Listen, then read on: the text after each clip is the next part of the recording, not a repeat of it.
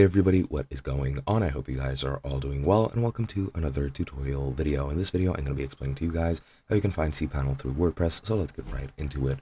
Now, WordPress is installed on cPanel simply because cPanel is a website management interface, which is based on your server, so that is installed directly on your server.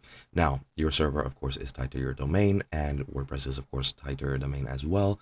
And you should import your domain to WordPress. Now, to find your cPanel, you should either go to your hosting service, which does have a link to go to your cPanel management page, or you can do it by entering your URL. Now, there are different ways.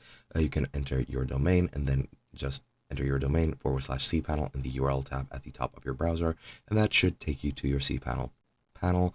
And then you'll need to log into your account, and then you'll have access to the admin panel on cPanel. Now, you can also do that, or you can do, instead of a /cPanel, you can just add the port :2082 at the end. I've seen 2082, 2086. You might have different ports for different parts of cPanel or different functionalities on cPanel. So just check it out and enter the correct port for what you're trying to access. And yeah, that's pretty much it. As I mentioned, your domain, /cPanel, and that should be pretty much it.